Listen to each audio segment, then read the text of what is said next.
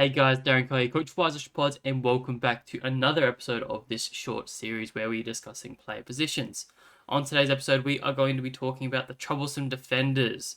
This is pretty much going to be a one-stop shop for all your defensive line needs, as I'll be discussing all of the fantasy relevant options that you should be considering to start on your squad. So hopefully you're strapped in because this is going to be a very long one. So let's get into it. All the pain.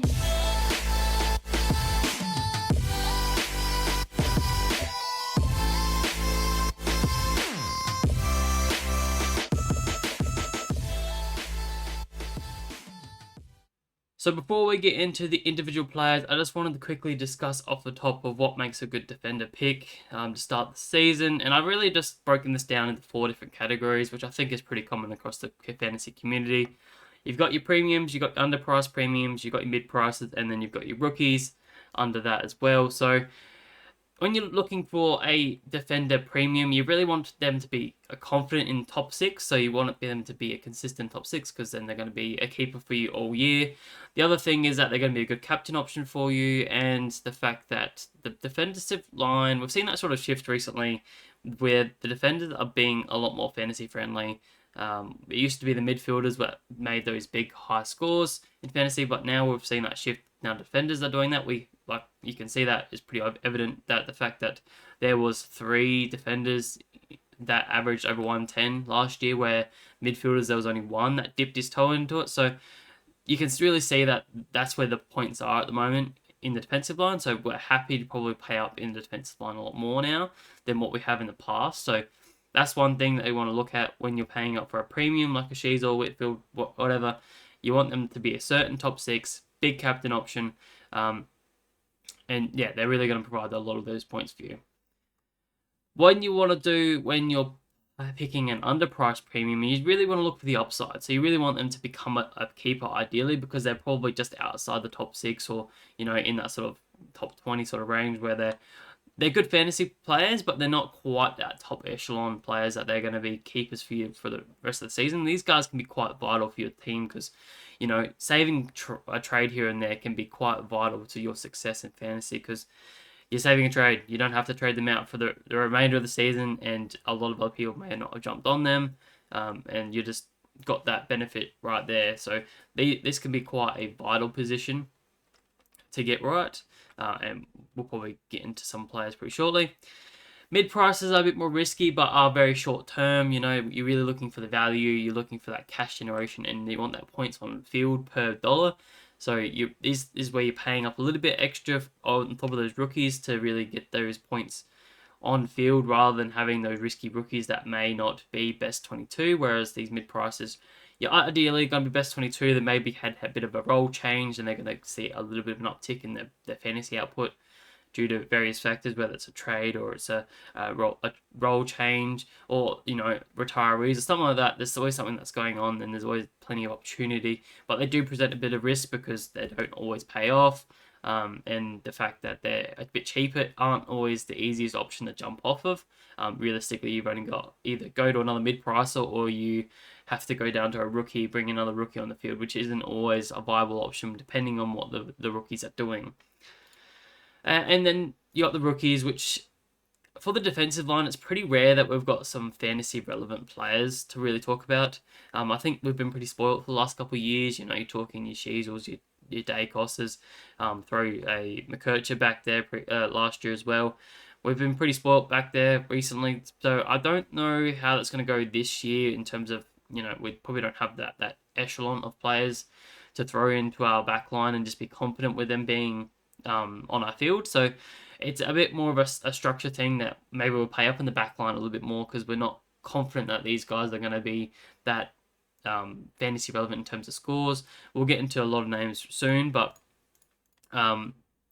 general rule of thumb, you probably only want to run one rookie on the defensive line at most, and ideally if you get him off field, then that would be the best case scenario. But that will sort of do it in terms of the strategy around what makes a good pick. Now let's get into the individual players that you want to keep an eye on in 2025.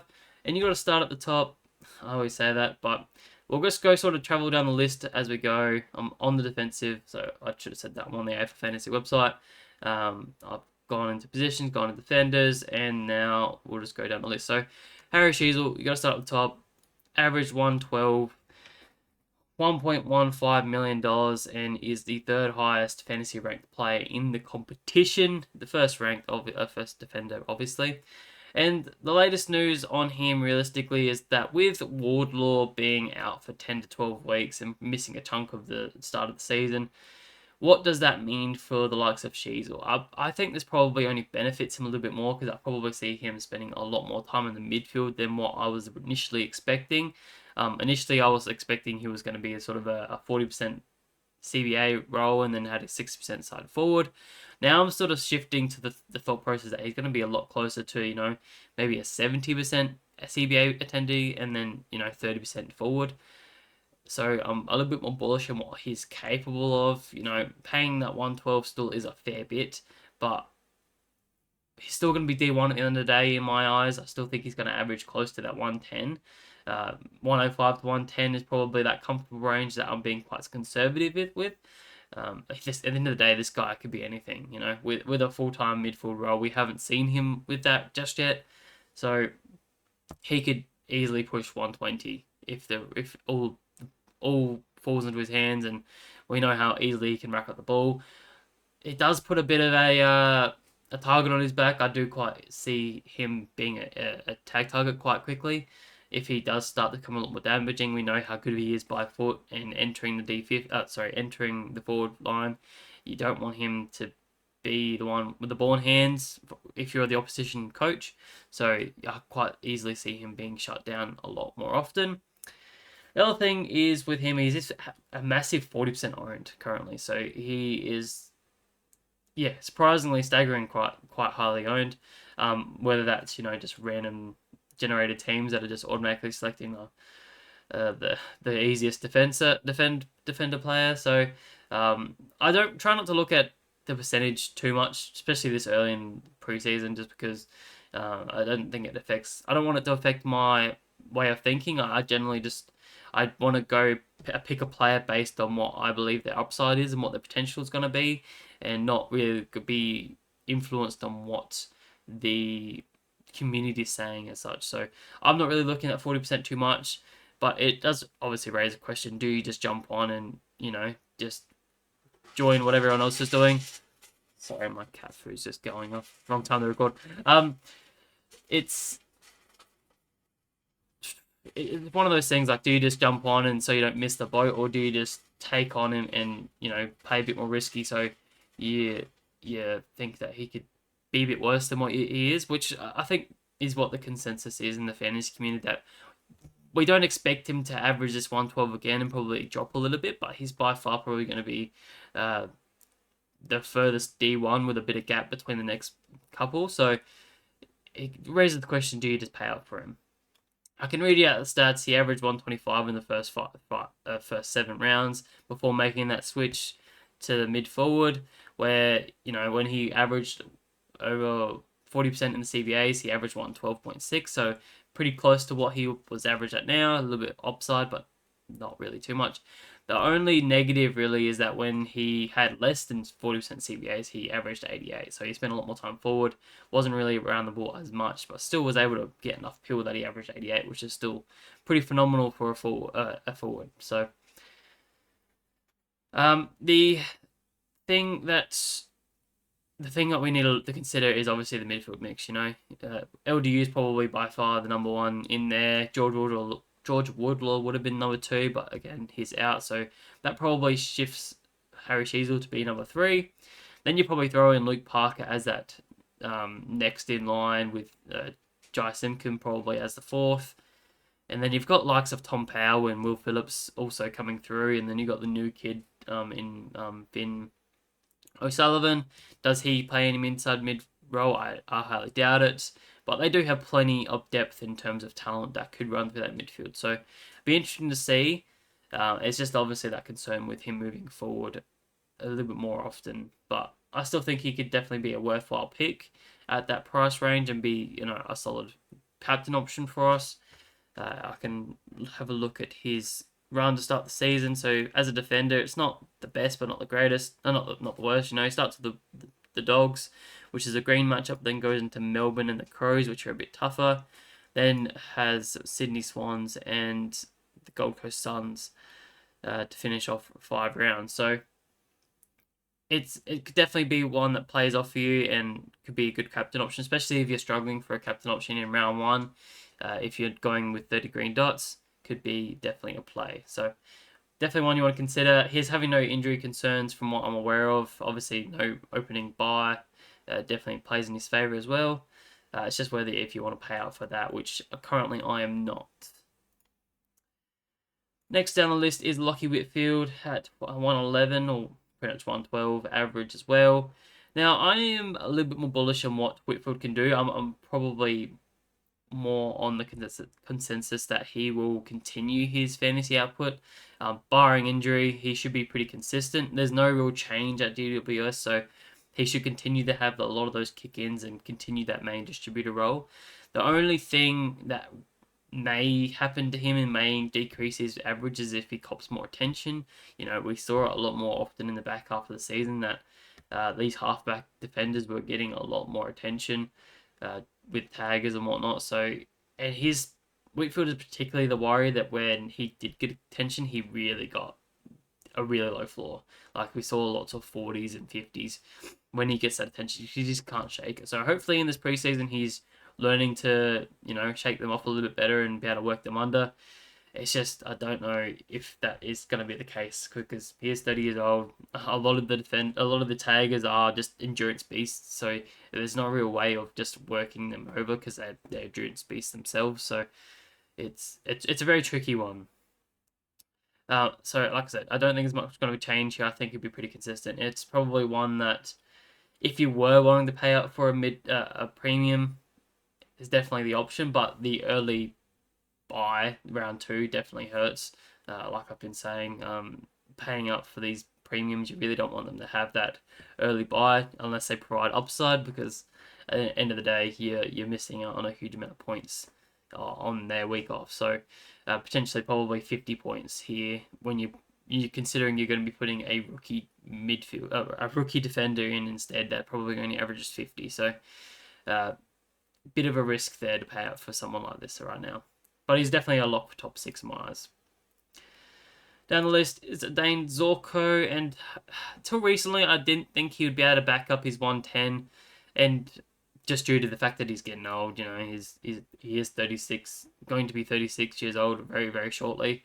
And obviously with soft tissue injuries and whatnot he has had in his career, I just didn't think that he'd be able to do it, and especially with the likes of Coleman coming back into the side, potentially taking a bit more points off him, and you throw in Duday as well. I definitely think there's a potential that he drops in value, but all reports saying that he's still going to be playing this halfback role, being the main distributor. He's obviously an AA side member, so he definitely deserves to be in there and definitely deserves to have that role. So I definitely still see him probably averaging 105 for the season, so probably still a top 6 player. Again, he does have the round 3 buy, so again, hurts paying up for someone like that. That's only going to drop in value, you'd think. So probably unlikely to start for me, but definitely one you want to keep an eye on for when you want to trade him in later in the season. The next person, I do skip over a fair few here. Sam Flanders, I'll quickly touch on him. Has a back issue currently, so I'm unlikely to pay out for him. Round 2 buy as well. Moving into a mid forward role, so I don't think he'll be able to average this, 108 at all. I think he could potentially be a 95 to 102 sort of averaging player as a mid forward. I would be a bit more bullish on him if he had a full-time midfield role, but I'm unlikely to see that. I think, you got Noah Anderson and Rao being sort of the main 2 guys in there. Then you got Took that sort of floating potentially as at 3rd, and then you got Flanders in as at 4th, which we've seen him do in the past where he averaged 95 only, a couple of years ago. So I think he's going to be around there, and I think it's just going to drop too much to really be one that we start with. So I have left him off the list. Similar with Nick Martin, he obviously had that very juicy halfback role last year, moving from the wing to halfback. and that sort of diminished towards the back end of last season, and he's still going to spend a lot more time as a half forward, kicking goals, probably just being an endurance beast, on the wing, doing a bit of everything, just racking up the pull anywhere. But I just don't see the upside in 107. Just the fact that he also has the early round by round 4, which is a bit of an uncommon one, but I really don't want to pay up for someone that has that buy. So he's off the list as well. Obviously, we know that Nick Newman is out with a season-long injury. I think it was an Achilles, so he is one you can't look at.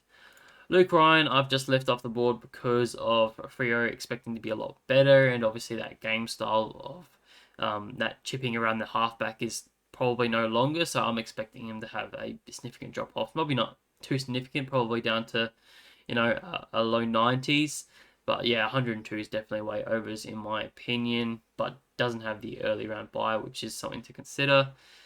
The next guy that is on my list is a Jack Sinclair, and I'm quite bullish on what Jack Sinclair can do. He's obviously borderline top 6 currently, very consistent footballer where he's averaged 102 for the last 3 seasons, so he's sort of a pay for what you're going to get from him. But I think there's going to be a little bit of upside in him just because I think, with the likes of Bonner moving out of there, he's going to be a lot more of a halfbacker this year, which is the role that we want him playing in. I think he's definitely provides a bit more value in that halfback role rather than being a midfielder, which we've seen him do in various stages of last year or even a couple years. So I just see him having a little bit more uptake. You got Steele, your Philippus, your McRae's, and your Windhager's probably in the midfield rotation, so he should easily slot back into the halfback role, taking a lot more kick-ins alongside Wanganeen Malira. And the stat I really liked was that without Boner, obviously now being delisted, he averaged 107, so he does have a bit of upside there, particularly just because of more kick-ins and being that main distributor, whereas Boner was that sort of guy last season. So I'm pretty keen on what his upside could be. We're not looking for anything massive. This is an underpriced premium that, well, not underpriced, sorry. He's in that premium category, but he's got that potential upside to be a keeper for the season, but while also providing a bit of upside and really pushing those top echelon guys. So I could easily see him being a top 3 defender for the season. It's just whether everything falls into place. The other thing I needed to say was that he had an interrupted preseason in 2024, so he missed round 1 with a calf strain, so he didn't have the best preseason that he could have. So I'm thinking with a full preseason this year, much more secure role. A few other factors here and there with, a lot more youth back in the defensive line. You're talking your Howard's out for an extended period of time. Battle's moved on to Hawthorn. Bone obviously is now out of the side. I think they're going to rely a little bit more on a Sinclair to be that main distributor and be that stable head back there. So I think I can see a world where he just naturally progresses a little bit and provides a few more points. So he's definitely one that's in a lot of teams at the moment. He's 24% owned and a decent starting run as well. I'll have a quick suss of that. So he got Crows as his first one, which is a bit tougher, but obviously then goes Cats, Tigers, Port, and GWS to start the 5, and all those guys aren't too bad in terms of defensive points. So pretty keen on what he can do as a starting pick. I think he can be a good captain option as well. So definitely a big like from me there. After that, so we sort of drop into the underpriced premium category for mine. This is sort of your 1 million guys to 850Ks is what I sort of categorize them at, and that starts with Wanganeen Malira. For all the same sort of reasons as Sinclair, I can see him having a little bit of a bump. Just again with those sort of guys missing, I can see him getting a couple more kickouts. I just think that his upside is quite limited. While he can probably push, 102 or something like that in my eyes, I just don't think he has that top echelon sort of players. I don't think he can push into the top 6. So he's probably just on the cusp, and probably a reason why I'm not looking to pick him as much as I am a Sinclair, even though he is, 50k cheaper. I just think Sinclair provides a little bit more upside. So for that reason, I'm just not super keen on what Wanganeen Malira can provide for me. So I've just he's not really on my list. John Clark again. No, I'm not really looking at him. I think he had that breakout season last year, so I don't think he has too much more upside in what he can do. The first one on this underpriced premium is Max Holmes. Now, he's obviously priced at 94, 969k, so he is going to cost you a fair bit, but he was one of the better picks as the 2024. So he really increased his average, going from like a 76 to a 94, as you can see. So he really took that main distributor halfback role really seriously. He did spend a little bit of time training as a midfielder. So he is expected to be playing a lot more midfield this year. So he's going to be alongside the likes of Dangerfield and Bailey Smith, assumingly. So that could provide him a little bit of upside. The only thing that sort of concerns me is that when I looked into his stats, it really didn't give me a whole lot of confidence that CBAs was the answer for him. When he had 40% plus CBAs, he averaged 95, so that's not even 1 point of value when he had a lot more CBAs. So the thing is with it, I'm expecting with another full preseason training as a full-time midfielder, partnering along Bailey Smith and Dangerfield. What's the upside there? The other concern is the Geelong game style. It's not really conducive to a fantasy scorer being for one particular player. He's already the top scorer at Geelong, so how much more upside can that really provide? You throw in Bailey Smith in the midfield as well. Does that take points off him, or does that gain him points? Because that means they're probably getting their hands on the ball a little bit more often than what they have in the past. So it's a really hard one sort of to gauge, because he's coming from this really nice halfback role and he's probably going into the midfield, which typically isn't what we really wanting.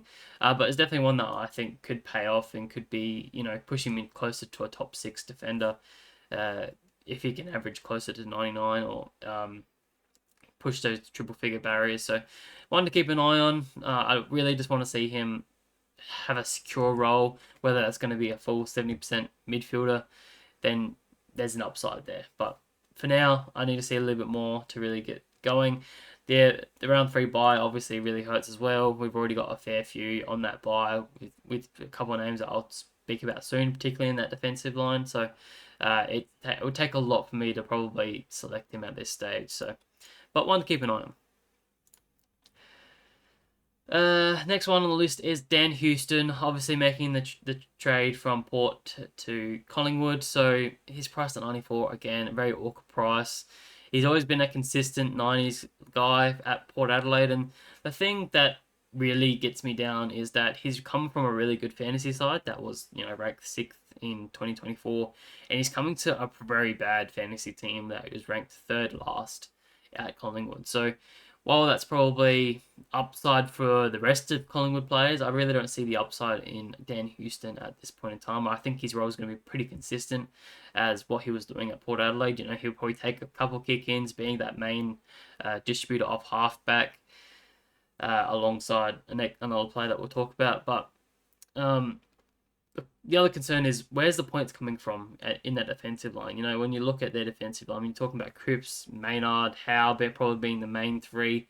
You can throw in, obviously Moore being that main key back, but we're really looking at the distributors up here, right? So Cripps, Maynard, and Howe probably being the main 3 that you're looking at there. They're all average over 70. So I'd be expecting one of those guys or multiple of those guys to really drop in their average to be able to free up these 90 points, or ideally 100 fantasy average for Houston. I just don't see a world where that's possible. Then you throw in the likes of Josh Dacos, who is now training as a halfbacker as well, in all the preseason match reports. So that could throw another spanner in the works, and I probably see more upside in the Josh Dacos than I do a Dan Houston. So for all those sort of reasons, I'm just not super keen on what Houston can provide. You've also got a Perryman that's come into the team as a trade as well, but his role is more likely to go and be a midfield role with a bit of halfback time. So it's really hard on the gauge on what Houston's upside really is. I just don't see where that's going to come from, and it's probably just too many questions for me to be confident on what's going to be going on there. So I'm probably more confident that he's going to go down in average and be a bit more of an accountable defender that's really going to really use his lethal kicking to propel Collingwood into finals. So I don't see him being the fantasy output player that we're really looking for. So yeah, and I think it's 8% owned at the moment, so he's still relatively high. So we'll see how that sort of eventuates in the season. Again, next one down is Bailey Smith, and again, I only spoke about him recently, so not much has changed here. But I am still not super confident in this pick.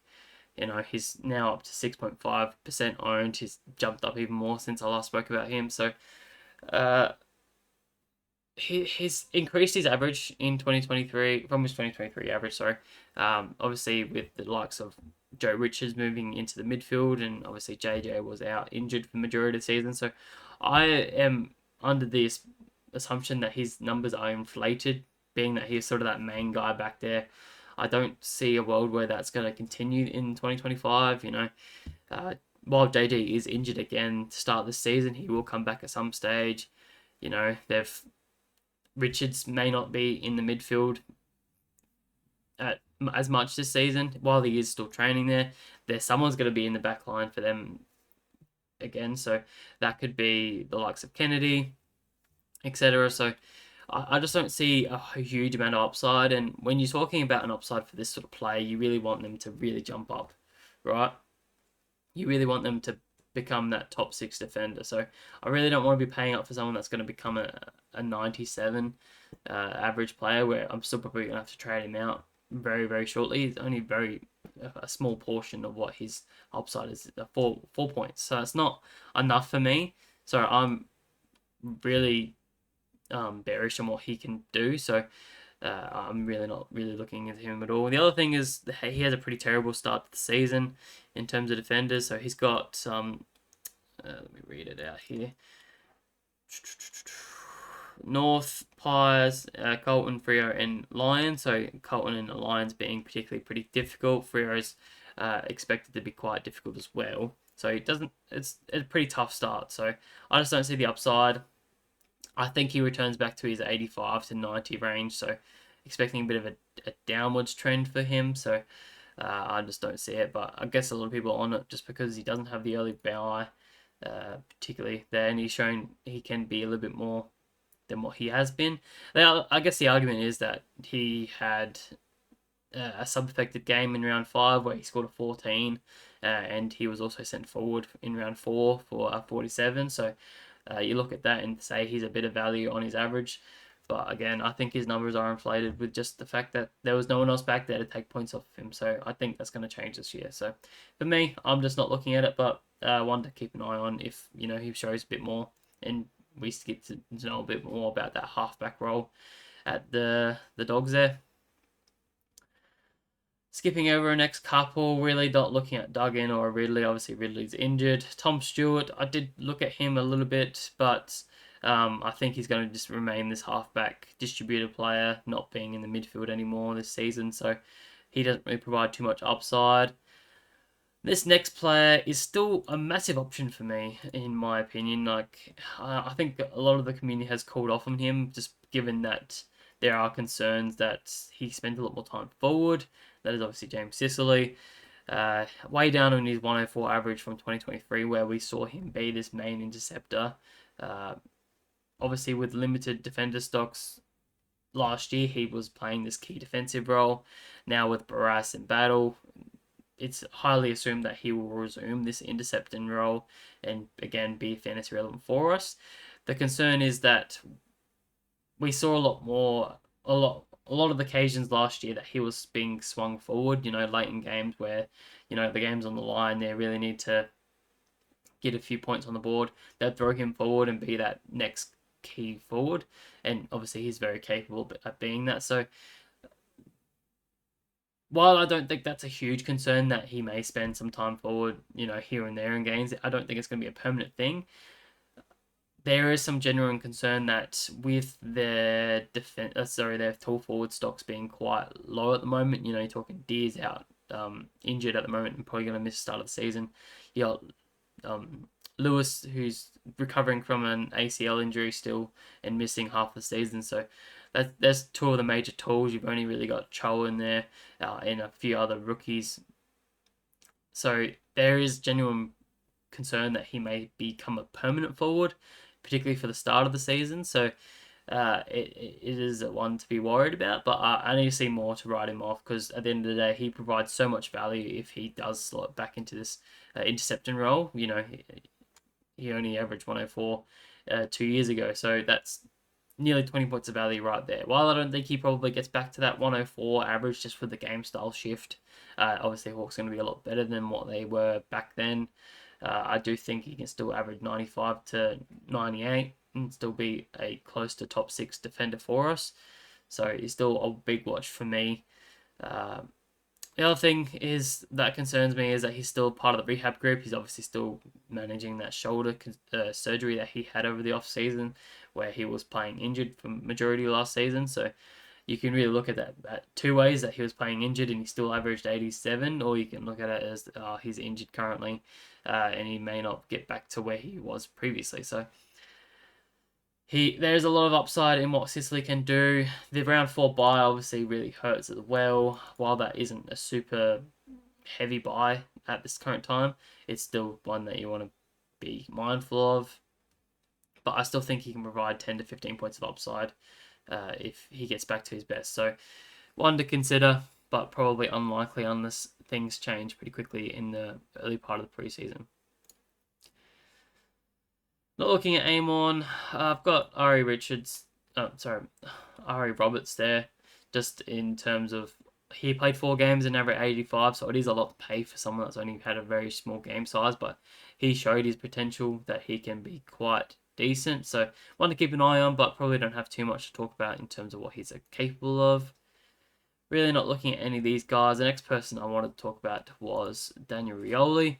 I'm pretty bullish on what this guy can be because he is in that nice sweet price range where he's low enough to just take a stab at, and you can see him being quite easily become a top 6 defender. He's obviously going into this very sexy halfback role at GWS, where we've seen the likes of Sexton and Flanders and a few others go back there and absolutely rack up the pill. So I could easily see him doing that. And when we're talking about averages, we saw Sexton average over 100 in periods of last year in that role. So who's to say that Rioli can't do that quite easily as well? He's much more of a fantasy player than what a Sexton is.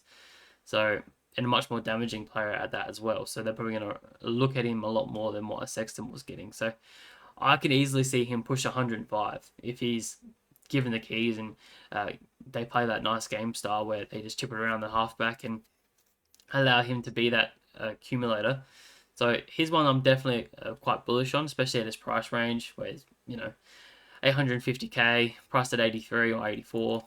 So yeah, definitely one to consider. Problem is, again, buy around, so I'm not really looking at that too much, considering how much value he could be, so that's not really too much of a concern in my eyes. Realistically, it's his injury currently, so he's still recovering from his MCL injury from the back end of last season, so he's still part of the rehab group, so we really haven't seen a huge amount from him so far this preseason. I really need to see him in the preseason games to be able to make a big decision on if I'm starting him or not.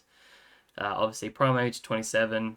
Got a pretty decent run, I believe, to start the season.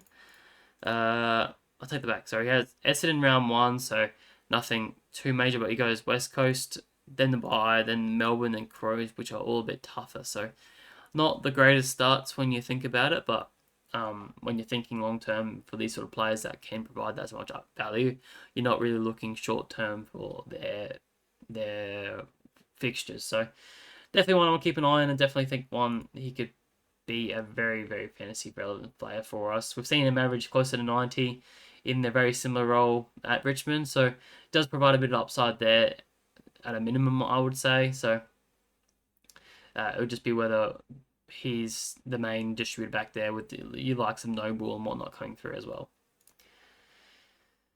That sort of does us for the underpriced premiums. Now we sort of move into this mid-pricer range where you sort of getting into this 850k to 400k sort of range where it's a bit more speculative, where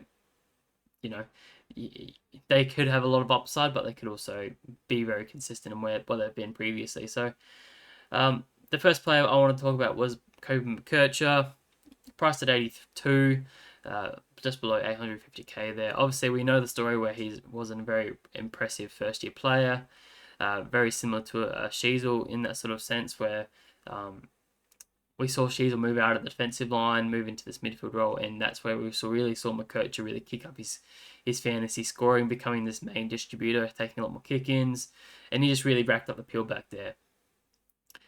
While I think he presents a lot of value if he remains in that role, and he'd probably be a lock for a majority of teams.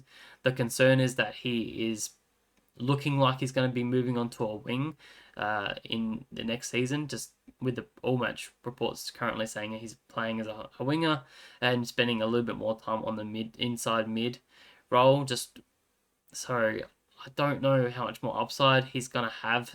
Paying over 800k for a winger it feels wrong in my books. Wingers have very limited limited upside. I'd rather pay up that sort of money for an inside mid or a halfbacker.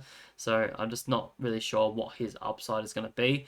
Well, I still think he can probably push closer to 90 in that role. I still think that I could easily see him be a very similar player to an Errol Gordon, where his gut running just gets him the ball. He's obviously a very natural fantasy scorer, where you see his always junior numbers. He just absolutely racks up the pill no matter where he goes. So I can see a world where that happens. I'm just probably not super bullish on it in his second year. We commonly see a second year blues come into it, so I'm probably expecting him to stay very consistent or slightly increase, but not to the lofty heights of being a major fantasy pick for us this year. So for those sort of reasons, I'm just not looking at him just yet. The argument is that he did have those injured games and that had that injured 2 score, and he had a low 50 as well when he went into the midfield. So he does present a bit of value based on that fact. Just probably not with the role that we're expecting him to play this year. So still a big watch. He's 17% owned, so definitely a fair few people were looking at him. His run to start the season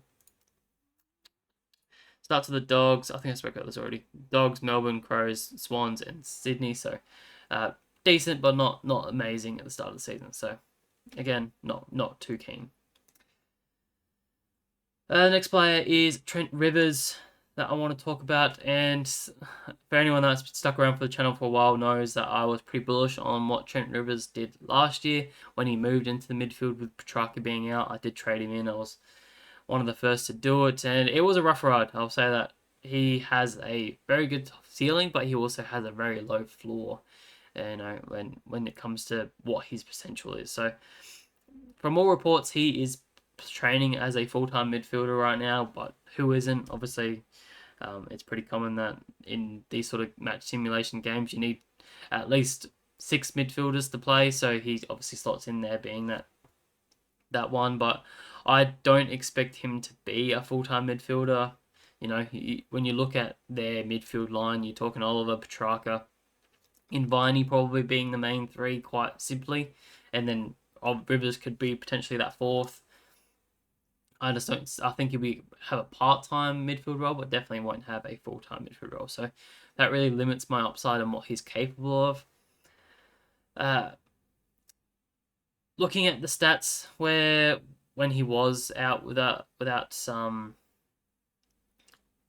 Petrarca, he averaged 89, so a little bit of value there, but nothing major. 7 points, it really doesn't push him into that upper echelon. When we're looking at mid prices, we're probably looking for a minimum of 10 points of value, if not closer to 15, just because you're really looking for that value and that cash generation and that sort of long-term look. Like if he can get to 10 to 15 points of value, that's really pushing him closer to that top 6 and probably a longer term look that we can hold on to him for a majority of the season and then really look at trade-off of him late season. So whereas with the 7 points upside averaging under 90, I think you will have to move off him a lot quicker. So it's a tricky price and it's a tricky average that he potentially has. The other thing is that with Oliver coming back into form, Petrarca looking to do very similar, are we expecting 3 players to average over 100 in the same team is very unlikely. You know, you also throw in a Viney, who's a very solid 90 player as well. So I just don't see a world where all Rivers up has that major uptake. Can probably push 90s, like I said, but I don't think it's going to be anything close to what we sort of need in terms of a very juicy fantasy pick. So for those sort of reasons, I'm not looking at it just yet. Obviously, it doesn't have the early buy, so it is nice in that sort of way. Melbourne have a decent run for defenders on GWS start the season, which is tougher. In terms of midfielders, it's pretty nice as well. So I can see why he's a bit more on the watch list, but I just don't think that he's one that I'm jumping on just yet. But definitely has a bit of upside. This next player is pretty highly owned, 31%, and I think he's pretty much a walk-up pick this season. You know, it's pretty hard to deny that this guy is absolute value, and that is Jaden Short, priced at 80, 825k. So I just don't see a world where he doesn't go back to being his normal 92 to 97 averaging player where he was seeing him in the last 3 seasons. I just think he had a pretty poor 2024, sorry, where he really took a lot more kick-ins last year, where normally he'd be that one that receives those kick-ins previously. But the argument is, with Rioli leaving, Short should easily be the next in line to become this halfback distributor, which means the ball's going to be going through him a lot more. Obviously, Rioli was an 83 averaging player, I think it was. Yeah, so that's 83 points that are available in that halfback role. Obviously, Richmond are expected to be pretty bad as well, so that potentially means a lot more kick-ins for Short. The ball's going to be spending a lot more time in the defensive half, so I don't really need to sell this pick for you too much. I think he's pretty much a lock in most of our defensive lines. I'm very bullish in what he can do, and I really think he could probably break that triple figure average this season. So he's locked in my side, and he has been all preseason. So I think everyone should get on board pretty simply. So keep an eye on him. We're still moving down the list, and we've got the next one that is Kane Farrell. Obviously, this is the first of a couple port boys that we need to sort of discuss, because obviously Dan Houston moving out of that side, that opens up a lot of fantasy points in the Port backline. It's been widely spoken about so far. Farrell is probably the one in line to get that role in most of the fantasy eyes. You know, we've seen it previously where in that one game where he was without Houston, he was subbed out during the halfway through of the second quarter, and he was on 51 point average. So he was on 51 fantasy points. Goddamn. But he didn't take any kick-ins in that game, so he was on for an absolute monster when he did have that halfback main distributor role. So I could definitely see a world where he has his increase in average quite simply to a 95 quite easily. It's just whether it's going to be him, because we need to see more, right? At the moment he is still recovering from his injury. I'm not quite sure what his injury is, but he's still part of the rehab group, so we haven't seen much of him so far this preseason. Really, all we've seen so far is that the likes of Logan Evans and Ryan Burton are being the main distributors, with Josh Shin being there as well. So I really need to see what the mix is going to be like with a Farrell in there. If he's going to get a bigger portion of the kick-ins. Obviously, he already had a big portion of kick-ins with Houston there, but does that now solely go to a Farrell, or do they like to spread it out like they have in the last couple of seasons with Ryan Burton getting a bit there, and Evans as well? So there's a bit of points up for grabs here. It's just whether who's going to grab it, and obviously Farrell needs to be one to look at, because he's a nice price range and his upside is definitely there for us. So his ownership has dropped quite low at the moment. He was a bit more owned previously, but I think just with the injury concerns, I think a lot of people have jumped off him so far. So, but definitely one I'm still keeping a huge eye on. Matty Roberts is the next one, and he is one of two very popular Sydney defenders that we'll discuss in this. Looks likely to take a main distributor halfback role, which we saw him do in the back end of last season. where he averaged quite comfortably, in the 90s. So I do think he is a lot of upside and a lot of value. He's obviously a lot of value, particularly when you consider he had 3 sub-effective games last season. Uh, so removing those scores, he averaged 82.5. And when you also looked into his stats, there was some very unusual games where he had low time on ground. So I by manipulating the scores a little bit, when he had over 75% time on ground, which is what we expect him to have pretty consistently, he averaged 89 average. So that's 13 points of upside on his starting price. So that could be enough to warrant a mid-price pick. The only concern, really, I guess, is that he had a really poor final series, averaged just a 67. Round 3 bye hurts as well, obviously, with a few others that we're expecting to have in that line. You know, we'll talk about some names shortly. And the other thing that I picked up on was that when Justin McInerney was out of the side, his average was quite inflated. So I would show you, but I don't have it up down. But he averaged pretty close to 100 while Justin McInerney was out of the side for a 6-week period. So that's probably enough concern for me to say that his numbers in the back end of the season were probably inflated just slightly. Obviously, with I expect McInerney to come back into the side and take a lot of those points back. So I'm a lot less confident on this sort of player, just with a lot of moving parts. Obviously, new coach as well. Does that change what Roberts does? I know that was an interview with the traders had with him, and from all reports that he's expected to stay the same role.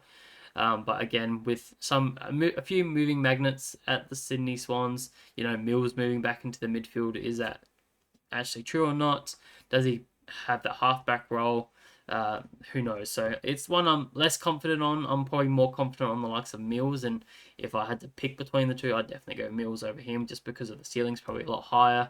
We've seen Mills go 110 average previously, so that's just my stance on it. But he could definitely still be a very nice fantasy pick for us, and there's still a world where I do pick a Matty Roberts in my backline. So there's that one. I'll quickly just talk about Johnny Noble. Very similar light as Rioli, moving into this halfback role at GWS. No, not GWS. At the Gold Coast Suns. Obviously, a very nice fantasy role. And we really haven't seen Noble be in a nice fantasy role previously. He hasn't probably shown this ceiling as a fantasy player just yet in my eyes. So he's always been this sort of 70 to 80s guy when he has consistent role. So what is his upside? We've obviously seen Flanders and Sexton being able to rack up the pill back there together. Can the arcs of Rioli and Noble be that next duo back there? I potentially see that. Will he take a lot more kick-ins? Obviously, he didn't take Noble didn't take a lot of kick-ins at the Pies, so I could definitely see a bump at the Suns for him, and that could definitely rise him up in a couple points of value quite simply. So there's probably a way that I see him averaging 85 quite comfortably. It's just whether that's enough at his price range at this point in time, which it is 10 points of value. I just need to see a bit more in the preseason to say that this is what he's going to be doing. From all reports, I think he is training quite well, doesn't have any injury concerns. So that's all ticks for him so far. Again, round 2 bye. Not looking into it too much if I think he is potentially a bit of value. So there's that one. This next pick is a little bit more one that's getting a lot more traction, I think. Obviously, that is Harry Perryman, traded from GWS. Looks a lot more likely to slot into a midfield spot than what I initially thought. I thought he'd come back and just be a halfbacker for the Pies, but with a bit more thinking, a bit more data, and obviously with a lot more eventuating in this preseason, you got the likes of Tom Mitchell and De Goey unlikely to play early in the season with just a few injury concerns currently. Obviously, Dacos is struggling with his injury as well. That definitely opens up a fair few spots in their midfield line. So I can see a world where Perryman does start the season in the mid as a full-time midfielder. I can only imagine as well with with the trade and with him coming across from GWS, there was a bit more promises that he was going to be spending a bit more time as a midfielder, obviously seeking a bit more time in the mid. So I could definitely see a world where he spends more time there and has a lot more increase on what his 74 price tag is. I think we've seen in the past that he's averaged 86, just off 30% CBAs previously at GWS. So I could only imagine what his, as a full-time midfielder, he could be. It's just limiting his upside with the likes of Dacos next to him, averaging 110 or somewhere around those lines. So I could see him being that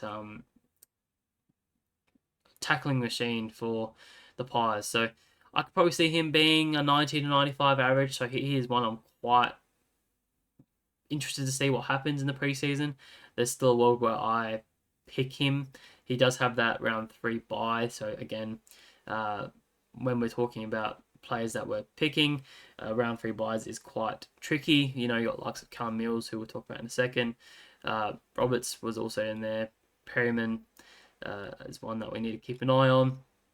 You probably can only start 2 of those max, and obviously a Coleman is probably pretty common as well. So it really shows that you need it's a tricky one to sort of say, okay, who are we starting? Who has probably the more upside in that sort of defensive line for us? So I don't think you can start with 3 of them. And then also other thing that probably has a bit of more of a negative effect on Perryman is that they do have a pretty tough start during the season. So they got GWS, Port, Dogs, Carlton, Swans, and Lions in their first 6, who are all very tough for midfielders particularly. So it's a tricky one to say just go ahead and start, just given that fact. But I think when you look for a long term, he could be one that easily goes up points and probably benefits from a tougher game. You know, we see quite commonly that these tackling pressure midfielders quite commonly benefit in fantasy terms from this. So I could see him actually benefiting from a tougher fixture to start the season. So it's definitely a big watch. He's definitely high on my radar to start my season. Not my team currently, but definitely one on the outskirts. Where were we? Well, have I lost the player that I was looking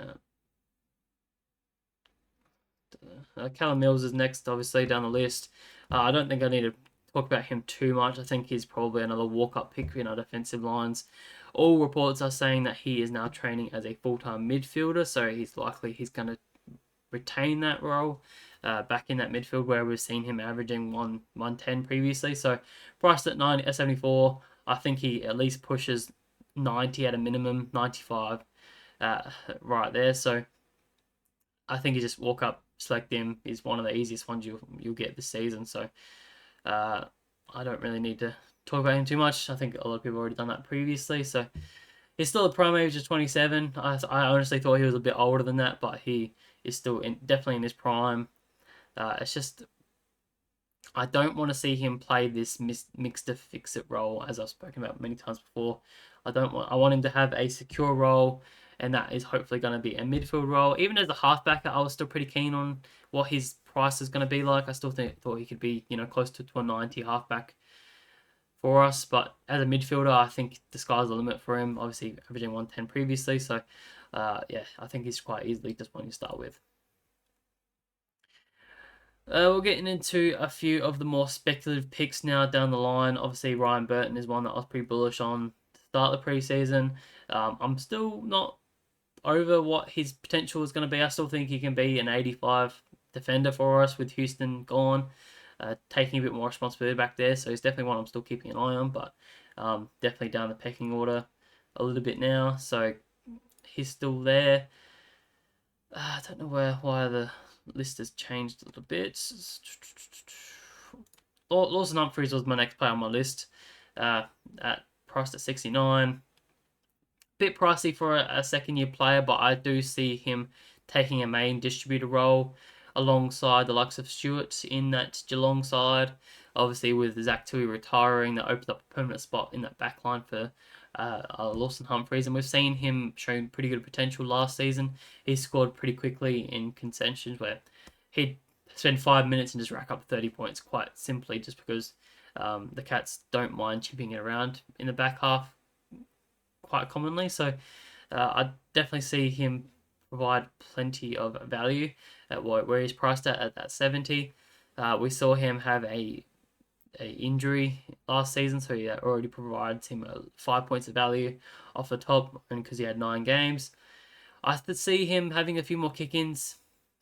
He was pretty trusted with the kick-ins back end of the season, probably more than a Stewart and a few other guys back there. So I can see him averaging 85 and being that 10 to 15 points of value for us. So he's definitely one I'm keeping an eye on, but it is a bit risky being this price range for a second-year player. So he's a bit down the pecking order for me.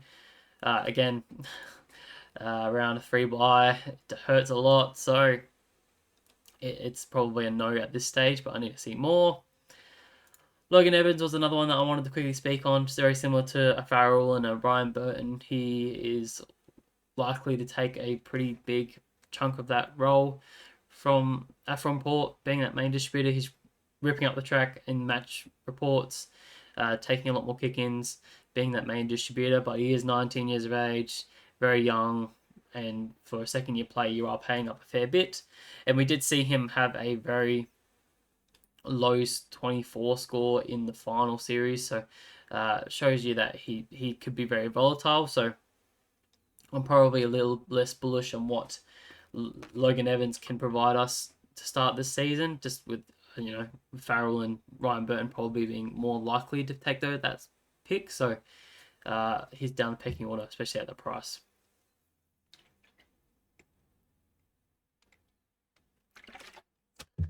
Alrighty, a couple more mid-price picks here, and then we'll get into some rookies that I'll speak about. So I'll just really look up the names now. It's getting too hard to find them. So next one is Kitty Coleman. Again, I probably don't need to speak about him too much, but he's obviously a very popular pick so far, 40% owned. The concern is he may not be available for round 1, so there's been a bit of contradiction so far with the reports saying that he may not be available for round 1, but he may also be available. So I haven't ruled him out just yet. He still is in my side currently, just because I think he's quite easily an 80 average guy at a minimum if he plays. So I just want to see something in the preseason to confirm that he is going to be there. Even round 0, I'll take. Obviously that's a luxury that we get to see this year. He gets that game before we have to lock him in. So, like I said, I think even with Zorka back there, I easily see him having a pretty big uptick in what he's averaged. He averaged 70s previously, behind the likes of Daniel Rich, so I can only imagine it's going to be very similar to that, where he averaged 75. So he could probably push it to 80, in my opinion, and be a very good mid-pricer pick for us. Again, round 3, so you're going to take that into consideration. But he's too much value to deny that if he plays, he's one that we want to be selecting. This next person is gaining a lot more traction in the recent times with the likes of Howard and Battle being out and Bonner being delisted, and that is Ari Shawmaker, second-year player. Obviously, only played 4 games last season, but he's obviously priced down at a very cheap price of 494k, which is priced about 48 points. So for those reasons where there's pretty much a permanent spot available for him, right? It's pretty common across the fantasy community that he probably plays. And he's obviously an elite fantasy scorer as a defender in the VFL. He averaged pretty close to 100 in the VFL last year. Only played the 4 games last season as a rookie, averaging 59. So that already says that he is 10 points undervalued, just right off the top. It's really what his ceiling is going to be. He's got a lethal kicking, and he took a lot of kick-ins last season, particularly in those 4 games that he played. So I can see him taking a lot more kick-ins in that regard next season and taking a lot more responsibility. I think his upside potentially is a 70 guy, so that's 22 points of upside, and that is a smash pick. If you can get 20 points of value from a mid-pricer, that is absolutely gold right there. So he's definitely one that I'm keeping a close eye on, and he's spending a lot of time on my side currently. No early buys, pretty decent run to start the season.